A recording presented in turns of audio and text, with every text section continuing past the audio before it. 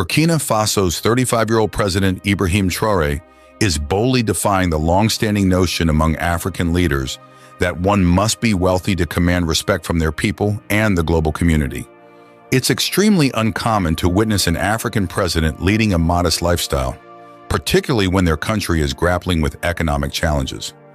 Many African leaders own luxurious cars, reside in opulent mansions, wear expensive custom-made suits, and even travel in lavish private jets, seemingly unconcerned about the plight of their people.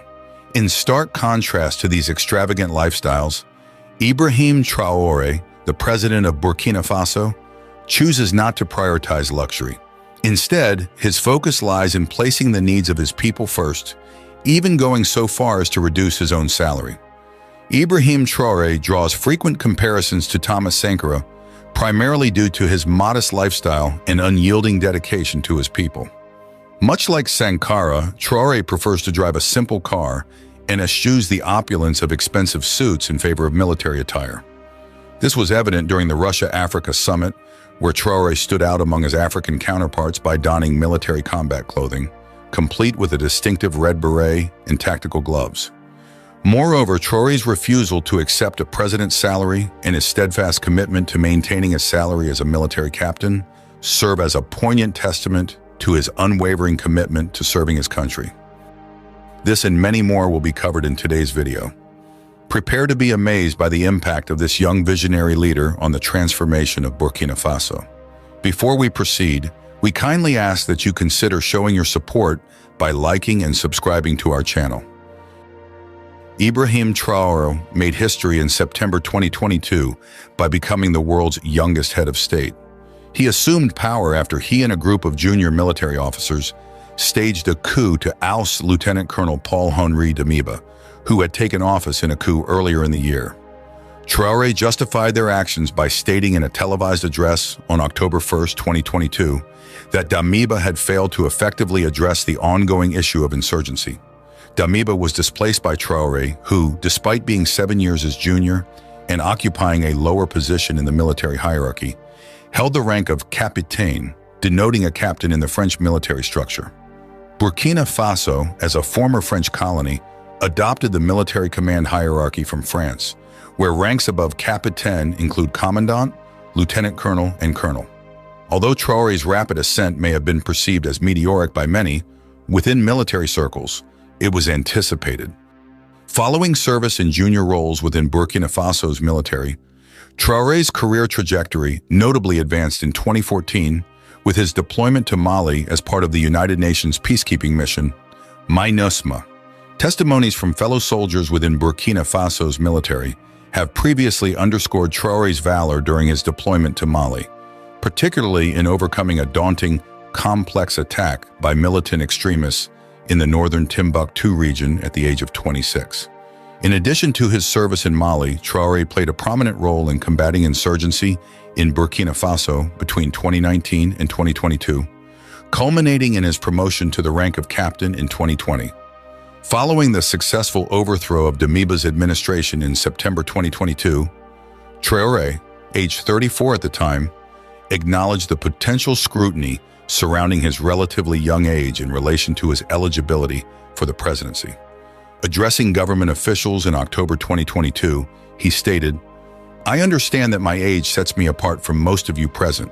The events that transpired were not of our choosing, but rather a necessity."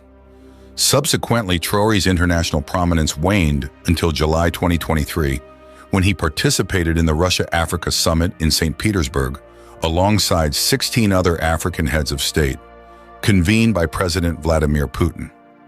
As I told you earlier, while his counterparts donned their customary opulent suits, Traoré made a distinct impression by appearing in military combat attire, complete with a red beret and tactical gloves. The dress code earned him the attention, but his speech during the Russia-Africa summit held between July 27th and 28th earned him plaudits. The issue lies in witnessing African heads of state who failed to provide for their people in need, echoing the rhetoric of the imperialists who label us as militia. Consequently, they inadvertently portray us as individuals who do not uphold human rights, stated Traoré. We, as leaders of African nations, must refrain from behaving like puppets manipulated by external forces. We must prioritize our sovereignty and act in the best interest of our people, Traoré added. Traoré strongly criticized African presidents who appear content to accept handouts. He specifically addressed President Vladimir Putin's announcement on July 27, in which he pledged to send free grain to Africa. Traoré expressed gratitude for the gesture, but used it as an opportunity to convey a message to African heads of state. He emphasized the need for African leaders to prioritize achieving self-sufficiency in food production and supply for their people. Traoré urged them to learn from the successes of other nations in achieving this goal. He stressed that at the next forum, African leaders should not attend without having taken concrete steps to ensure the food security and self-sufficiency of their nations. Traoré's statements drew comparisons to those articulated in the early 1980s by the esteemed Thomas Sankara, who, like Traoré, assumed the presidency of Burkina Faso through a coup. Leaving aside Ibrahim Traoré's early life, let us now shift our focus to Traoré's achievements. It is an indisputable reality that Ibrahim Traoré is amassing a substantial degree of trust and backing within Burkina Faso and across the African continent in comparison to other African leaders. Just a few days prior, a multitude of citizens engaged in demonstrations, advocating for an extension of Ibrahim Traoré's transitional tenure, which was originally slated to conclude in July. Subsequently, a recent charter has been ratified, permitting Burkina Faso's military leader to prolong their authority for an additional 5 years. Subsequent to the endorsement of the new charter subsequent to national deliberations on Saturday, May 25th. The deliberations convened in the capital city of Ouagadougou encompassed representatives from civil society, security forces, and transitional legislators, albeit the limited involvement of political parties in the process. Even after the signing of the new charter, many citizens were left unsettled. While decision-makers debated inside the conference hall about extending the transition, a group of impassioned youth gathered outside, fervently advocating for Captain Traoré to lead Burkina Faso for the next 10 years. This fervent display of confidence in Traoré's leadership underscores the deep-seated divisions and complexities in the public sentiment regarding the nation's future trajectory. Ibrahim Traoré has been recognized for his practical approach to political ideology.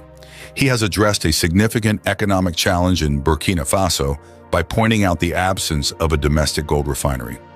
Despite the country's status as a major global gold supplier, miners were forced to export raw ore to European countries for refining.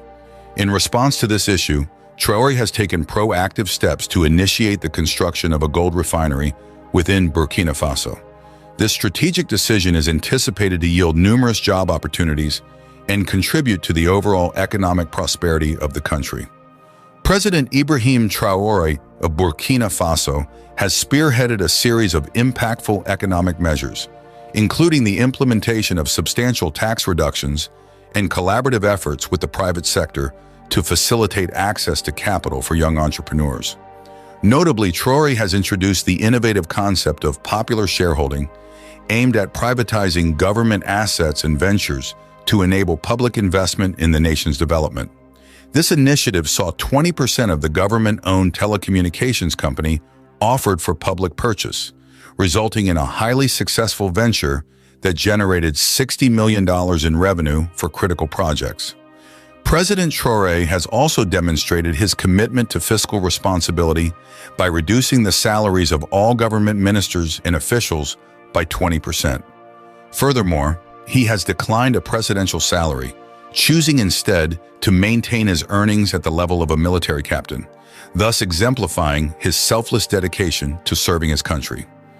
Ibrahim astounded journalists by asserting his commitment to defending his people's right to protest, even in the face of criticism of his own actions, emphasizing his role as a servant of the people. His unwavering declarations regarding the trust placed in him and his colleagues to protect the nation's future are a welcome departure from the prevailing attitudes among leaders in many African countries, where leaders often consider themselves as sovereigns and their citizens as subjects. In the current state of Burkina Faso's leadership, Captain Ibrahim Traoré serves as the president, shouldering significant responsibilities during a critical period for the nation. Despite his prominent position, he has maintained a remarkable level of discretion regarding his personal life, keeping it largely private from the public eye. While Captain Ibrahim Traore's professional endeavors and actions as a leader are well documented, there is currently no widely known or publicized information about his family or any romantic relationships.